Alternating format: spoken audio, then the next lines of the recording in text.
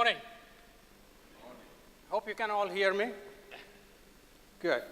I think you already heard quite a bit about what AIChe Excellence needs. One of the topics I want to talk about today is really something I started talking briefly in the yesterday's panel discussion. It's the aging factor.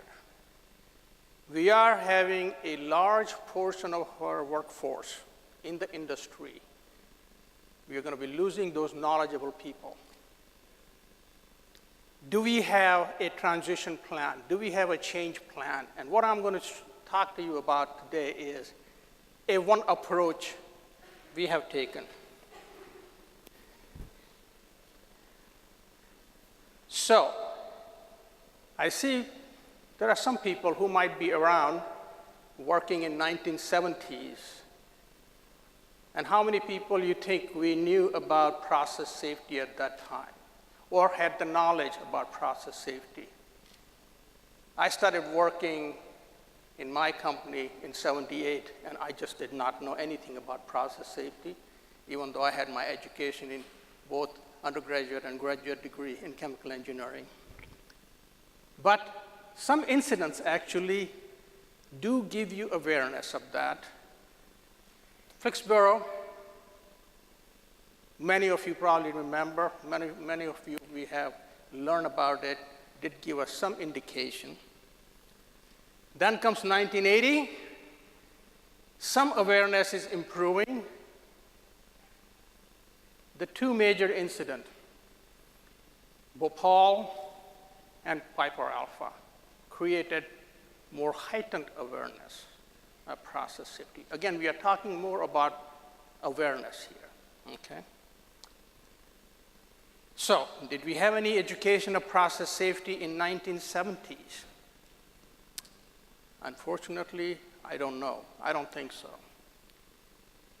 So, in 1980s and 1990s, so 1985, right after the Bhopal incident, Center of Chemical Process Safety was formed by 10 CEOs who came to American Institute of Chemical Engineers asking AIChe to put together a center which can collaboratively create best practices to improve process safety around the world. And in 1996, CCPS then formed a group called SHASH, which is really safety in chemical engineering. It's a group, volunteer group of industry expert and academia expert trying to kind of put together some curriculum for process safety. Very much volunteer effort. At that time, around 2000, probably a few universities provided process safety program. Any guess how many chemical engineers graduate around the world every year? I started looking at that. In US, it's about 9,000, okay? I talked to Tris, and we were kind of putting number like 30,000 or so chemical engineers around the world. Again, it's the guesswork. Now, how are you going to give those incoming chemical engineers, and I'm not just saying that chemies are the only process safety people. There are a lot of good mechanical people, are good process safety people also, and other discipline also. But we said, let's start somewhere. So the question is, how are we going to get process safety education to these people? How are we going to create that knowledge source? And by the way, process safety course requirement during the early part of 2000 were non-mandatory, okay? And no school will start adding more courses where their courses were already full. We already learned, and Chris properly done very well description of what knowledge is and what competency is. And these are the two things really we all who started learning in 1970s did not have the knowledge, but became more competent from learning on the job. What the objective here is to make them learn early as they start out in this college, because not only the process safety education provides the knowledge, but it also gives them the exposure of safety culture, okay? On December 19, 2007, a powerful explosion and fire occurred at T2 Laboratories, a small chemical producer in Jacksonville, Florida. The blast killed and injured workers, destroyed T2 Laboratories, and extensively damaged 4 nearby businesses. Windows blew into offices, striking workers with flying glass.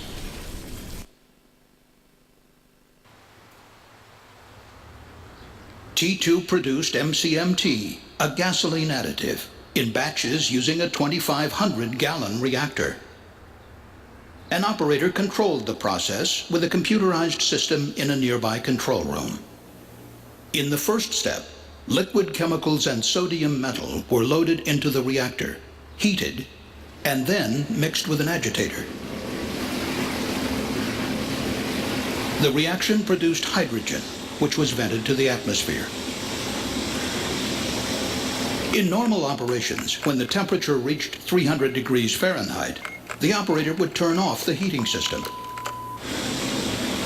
But because this reaction was exothermic, or heat-producing, the temperature inside the reactor would continue to rise.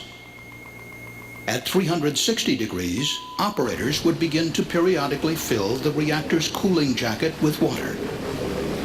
As the water boiled, heat was removed, controlling the temperature. However, on the day of the accident, the CSB found that the operator tried to cool the reactor as usual, but the cooling system likely malfunctioned, perhaps due to a blockage in the water supply piping or a valve failure. The temperature and pressure inside the reactor began to rise uncontrollably in a runaway chemical reaction. Inside the reactor, the pressure was still increasing, reaching 400 pounds per square inch and bursting the rupture disc. Witnesses heard a sound like a jet engine as high-pressure gas began to vent from the reactor. But it was too late. Within 10 seconds, there was a massive explosion, equivalent to about 1,400 pounds of TNT. Why did I use this incident? Actually, this incident was the catalyst to really bring process safety in the chemical engineering education.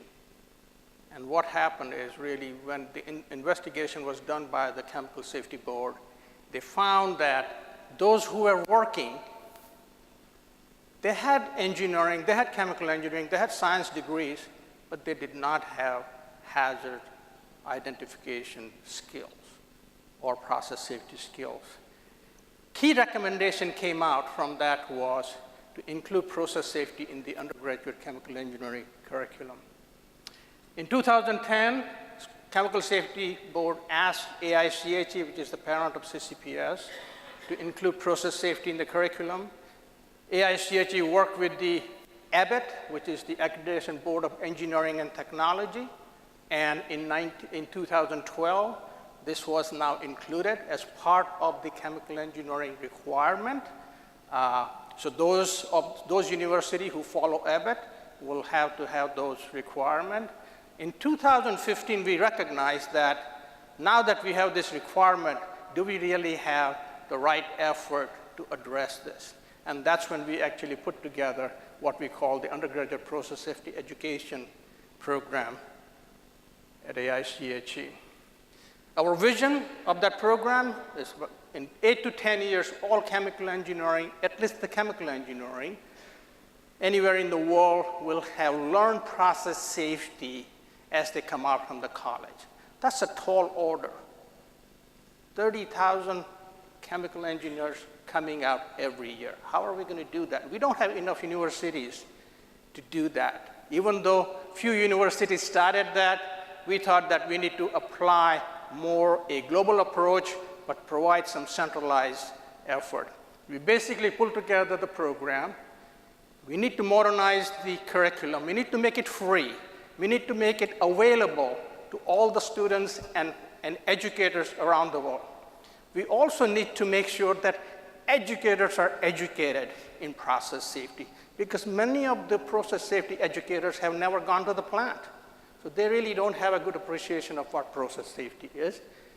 And in the meantime, we also wanted to make sure that we provide some backfill and providing some training, and also give professors some incentives. So we pulled together a group of academia who were already doing process safety in their schools, and pulled together a few industry professionals who are very well versed in process safety, and put together a curriculum to meet the EBIT requirement. This basically is a 3-tier program. Level 1, you need it for the first 2 years. Level 2, you need it for the whole graduation. And level 3 are the electives as you go through. Our initial goal is to make sure that they are available to all the students and all the educators free of charge. We also want to move forward, because there are many newcomers who do not have education of process safety when they are working in the company, to also provide them to that. What kind of modules are these? These are about a 1-hour or 2-hour modules you can really take in. Very self-contained with exams and everything. Very interactive, because we made sure that the current education people, which is the students, are more into gaming rather than the PowerPoint. So these modules are developed that way and self-contained. So about 30+ modules will give you the full requirement. We also started giving process safety faculty workshop, educator workshop at company sites. This program, overall program, is about a $9 million program. About half of that money has already been funded through the industry, and other half we know is going to be funded again through the industry. We've been doing about 4 to 6 faculty workshops in a year. Most of that effort has been in the US. In 2017, we are going to also take the faculty workshop to India and everywhere else in the few years. We also actually provide some weekend student boot camps on process safety. So that I keep my time here, what I wanted to do is kind of keep a question in your head. Is this an approach? Do we even have the capacity to train our process safety knowledge to the newcomer? Because our resources are going. All of us, we call them the boomers, who were kind of born between 50s and 60s, who learn hard way. We did not know what the safety culture was when somebody tapped on our shoulder saying, you know, you may be good at process safety. I don't think we want to do that. We want to make sure that when people are coming out from schools, they have that knowledge. They have that safety culture. Thank you very much.